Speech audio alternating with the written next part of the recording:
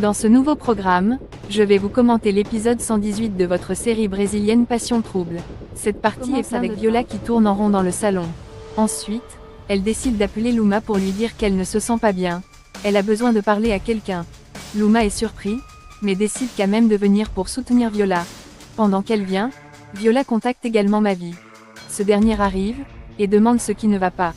Viola commence à afficher son air de chienne abattue. Elle décide de jouer sur la psychologie de Mavi, pour que ce dernier tombe dans son piège. Viola emploie les mots signifiant qu'elle n'a pas de chance dans sa vie. Elle se sent de plus en plus malheureuse. Mavi commence à la consoler. Il lui rappelle qu'elle est une personne à la hauteur. Elle mérite le bonheur. Le mauvais temps passera, et elle sera heureuse. Je trouve que Viola est très manipulatrice. Son plan diabolique fonctionne à merveille. Mavi tombe ainsi dans son piège, et commence à avoir des sensations fortes pour elle. Et donc, le plan de Viola a fonctionné.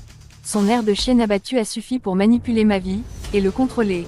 Pendant ce temps, Luma arrive. Elle gare son véhicule, et emprunte la route de l'appartement où se trouve Viola. Cette dernière la voit venir par la fenêtre, et se réjouit. Elle se tourne vers Mavi, et commence son discours trompeur. Elle rappelle à Mavi qu'elle ne veut faire du mal à personne. Mais ce dernier ne s'en rend pas compte qu'elle se paye sa tête. Ensuite, elle dit à Mavi qu'elle a beaucoup pensé à eux deux, à leur avenir. Puis, elle se rapproche petit à petit de Mavi. Les deux commencent à se regarder tendrement dans les yeux. Cette attraction devient de plus en plus forte. Mavi ne parvient pas à résister et embrasse Viola. Bien qu'il soit marié à Luma, il trompe cette dernière avec Viola. Son plan a fonctionné à la perfection.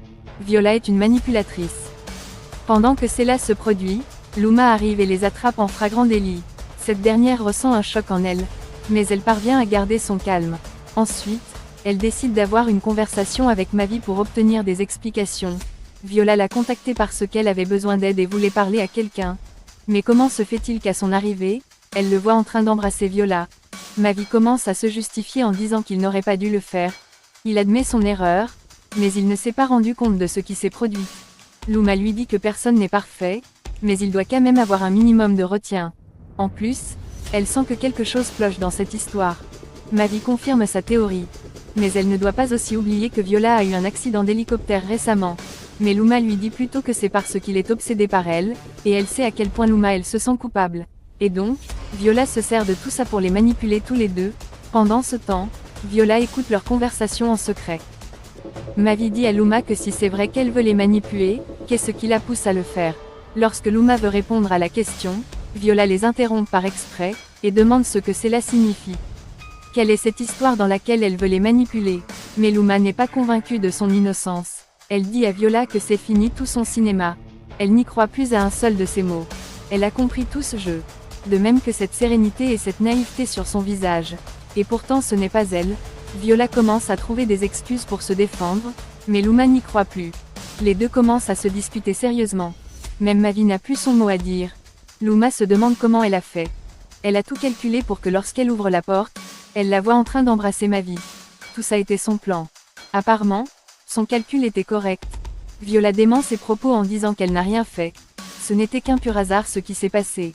Et d'ailleurs, pourquoi elle aurait fait ça? Luma lui dit que ça crève les yeux qu'elle voulait se venger d'elle. Mais Viola lui dit que ça n'a rien d'une revenge. Les deux se disputent comme des enfants. Luma n'est pas convaincue de son argument.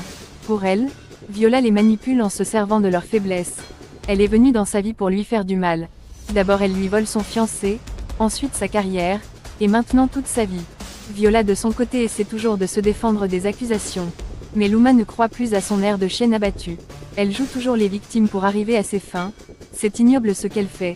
Après cette discussion, Luma décide de s'en aller loin d'ici et de les laisser dans leur délire. Dans cette histoire, je trouve que Viola est très manipulatrice.